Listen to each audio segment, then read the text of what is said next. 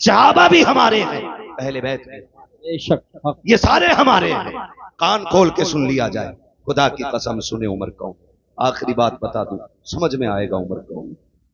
ایک دور ایسا بھی گزرا، ام المومنین، سچے باپ کی سچی بیٹی، پارسا باپ کی پارسا بیٹی، جنتی باپ کی جنتی بیٹی، ام المومنین حضرت عائشہ صدیقہ رضی اللہ تعالی عنہا پر الزام لگایا، اور الزام اتنا سخت تھا کہ بعض صحابہ اکرام بھی شش و پنج میں تھے۔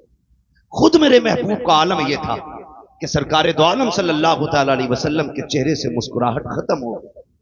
خود ام المومنین عائشہ صدیقہ فرماتی ہیں کہ حضور مجھ سے اتنا پیار کرتے تھے کہ ایک لمحے کے لیے مجھے نظروں سے اوجھل نہیں ہونے دیتے تھے، لیکن آج جب گھر میں آئے نا تو محبوب نے چہرہ پھیر لیا۔ کہتے ہیں پھر کیا تھا، پھر تو بجلیاں گر گئی، قیامت ٹوٹ پڑی، میں حضور کی جدائی برداشت نہ کر سکی، بے رخی نے مجھے مار ڈالا۔ میں نے کہا محبوب اجازت دیں تو میں گھر نہ چلی جاؤں، گھر نہ چلی جاؤں، بچیوں کا اپنا اصول ہوتا ہے، اگر کوئی تکلیف ہو سوچتی ہوں جا کے ماں باپ سے باتیں کریں گے، دل کے حال بتائیں گے، ٹھنڈے ہوں گے ارمان، کچھ تو کم ہو جائے گا۔ یہ سوچ کے کہتی میں نے حضور سے کہا آقا میں گھر نہ چلی جاؤں، کہتی آج بنا سوچے سمجھے حضور نے ایک دم کہہ دیا چلی جاؤ۔ کہتے پھر کیا ایک نئی قیامت۔ میں بوجھل قدموں سے گھر آئی، سوچا ابا پوچھیں گے بیٹی کیا ہوا، ماں تسلی دے گی، کہتی لیکن قربان جاؤں ماں باپ کی وفا پہ، ماں باپ کی وفا پہ۔ جب آج میں گھر میں آئی نا تو میری ماں نے بھی منہ پھیر لیا، آج ابا نے بھی چہرہ پھیر لیا، آج بیٹی سے کوئی حال دل پوچھنے تیار نہیں ہے۔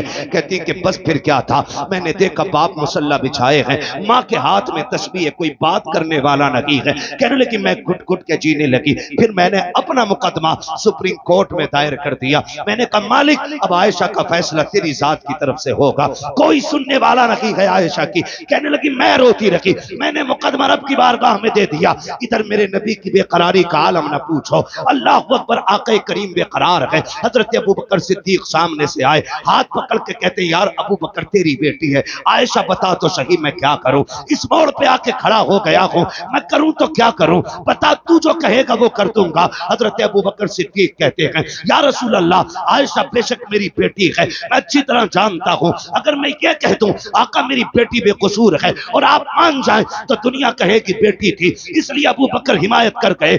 نبی نے مان کیسے لیا ابو بکر کے فیصلے کو؟ میرے نبی سے کہتے ہیں ابو بکر آقا بیٹی کا معاملہ ہے، میں کچھ نہیں کہہ سکتا۔ ابو بکر بھی گردن جھکا کے چلے گئے۔ آقا پھر بے قرار ہیں، سامنے سے حیدر کرار آ رہے ہیں، کہ یار علی تو میرا بھائی ہے، تو بتا کیا کیا جائے، میں اتنا پریشان ہوں، عائشہ کو لے کر کے کیا کرنا ہے۔ حضرت علی کہتے ہیں آقا آپ ایک اشارہ کریں، سینکڑوں باپ بیٹیاں لے کے حاضر ہو جائیں گے، آپ کے لیے کس چیز کی کمی ہے، آپ اداس کیوں ہو رہے ہیں؟ آقا کریم فرماتے ہیں علی اپنا مشورہ دے کے گئے، میں نے دیکھا سامنے سے میرا یار عمر آ رہا ہے، میں نے عمر کو آتے دیکھا، میں نے کہا عمر ٹھہر تو صحیح، تو ذرا پتا کیا کرنا ہے، تجھے تو معلوم ہے کیا باتیں چل رہی ہیں، لوگ کیا کیا کہہ رہے ہیں۔ حضرت عمر کہتے ہیں جی یا رسول اللہ سب کچھ سنا ہے، کہا عمر تو بتا کیا کرنا ہے۔ آقا فرماتے ہیں میرے عمر نے مجھ سے 2 سوال کیے تھے، کہا محبوب مجھے 2 سوالوں کے جواب دیں۔ کون سے سوال؟ کہا آقا بتائیے کہ آپ کے پسینے سے کبھی بدبو آئی؟ کہا کبھی نہیں آئی ہے۔ کیا آپ کے بدن پہ کبھی مکھی بیٹھی؟ کہا کبھی نہیں بیٹھی۔ کہا محبوب پھر اداس کیوں ہوتے ہیں؟ جو رب آپ کے بدن پہ مکھی نہیں بیٹھنے دیتا ہے وہ آپ کے بستر پہ کسی ناپاک عورت کو کیسے آنے دے سکتا ہے؟ اگر عائشہ ناپاک ہوتی رب کبھی تیرے بستر تک نہیں آنے دیتا، اور جب آئی ہے خدا کی قسم پوری دنیا جھوٹی ہو سکتی ہے لیکن تیری عائشہ کسی قیمت پہ ناپاک نہیں ہو سکتی۔ سبحان اللہ، نعرہ تکبیر، نعرہ رسالت، نعرہ غوثیت، مسلک اعلی حضرت، فیضان اعلی حضرت، فیضان اہل بیت اطہار، فیضان صحابہ کرام، علماء اہل سنت۔ اللہ اوپر سوچیں، آقا فرماتے ابھی عمر کے جملے ختم ہوئے تھے اتنے میں جبریل آ جاتے ہیں اور قرآن نے عائشہ صدیقہ کی برات کا اعلان کیا۔ سبحان اللہ، خدا کی قسم یہ عمر ہے، ان کا نام لے کے قوم کو گمراہ کرتے ہم پھر کہتے ہیں شکر رب کا اس نے ہمیں سنی بریلوی بنایا۔ ہم حضور کے اہل بیت سے بھی پیار کرتے ہیں، ہم حضور کے صحابہ سے بھی پیار کرتے ہیں۔ خدا کی قسم لوگ بتاؤ کالے کپڑے پہن کے شراب پی کے ڈھولک گلے میں لٹکا کے علی علی کر رہا ہے، کہہ رہے ہم علی والے، خدا کی قسم سب سے پکے بریلی والے علی والے، سیدھی سی بات، ہاں ہم سب سے پکے علی والے۔ ہم سے پوچھو علی کون، علی کون؟ اگر صرف لفظ شیر خدا پہ بات کی جائے نا تو راتیں کم پڑ جائیں، حیدر پہ بات کی جائے راتیں کم پڑ جائیں، علی کی ذات پہ گفتگو کی جائے تو مہینے کم پڑ جائیں۔ وہ علی کی ذات، سوچے تو صحیح، بس اتنا سمجھ لو علی وہ ہے جس کے بارے میں میرے نبی نے اپنی بیٹی کا انتخاب کیا نکاح کی۔ بہت بڑی بات ہے، خاتون جنت کو جن کے لیے میرے نبی نے منتخب کیا، یا ایسے کہہ لو جن کو خاتون جنت کے لیے منتخب کیا، وہ ذات حضرت علی۔ آقا کریم نے فرمایا من کنت مولا فہذا علی، جس کا میں مولا اس کا علی مولا۔ کتنی کمزوری سے بول رہے ہیں سنی، جس کا میں مولا اس کا علی مولا، اس کا علی مولا۔ یاد رکھیے گا علی کا نام ہے، اگر چہرے بگڑ جائیں تو سمجھ لینا یہ جہنمی ہے، اور چہرے کھل جائیں نام سن کے تو سمجھ لینا جنتی ہے۔ سبحان اللہ سبحان اللہ۔ جس کا میں مولا اس کا علی مولا۔ پیچھے والے لوگ اپنی کچھ سوچ کے بولے، کل بول دیجئے گا گھر جا کر کے بات سمجھ میں آئے تو جس کا میں مولا اس کا علی مولا۔ آگے والے خالی ساتھ دیں، جس کا میں مولا اس کا علی مولا، علی مولا۔ تو خدا کی قسم دیکھیں، دلہا بھی لاجواب، دلہن بھی لاجواب۔ دلہا وہ ہے جس کے بارے میں میرے نبی نے فرمایا انا مدینۃ العلم وعلی بابوہا، میں علم کا شہر ہوں، علی اس کا دروازہ۔ یہی تو ہے نا سنیوں کی گھر کی برکت۔ ہاں آدھی بات مولوی کہتا تو آدھی بات قوم کہتی، میں علم کا شہر ہوں، علی اس کا دروازہ۔ یہ ذات حضرت ہے۔ اور جو دلہن ہے وہ کون ہے؟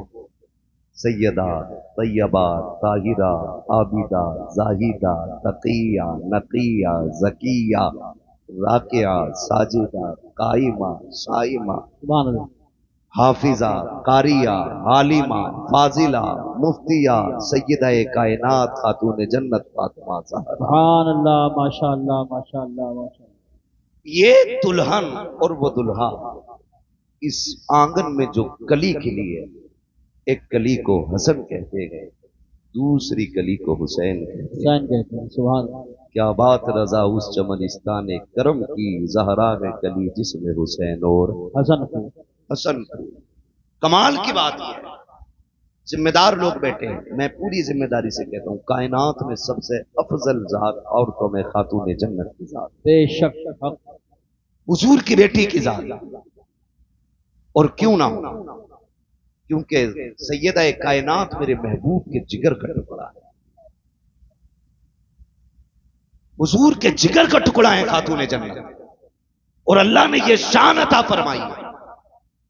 دنیا کی ساری عورتوں کی بات کرتا ہوں، کوئی عورت ایسی نہیں جس کو رب خوشیاں عطا کرے اور اس کو عورت والے عوارضات لاحق نہ ہو سوائے خاتون جنت۔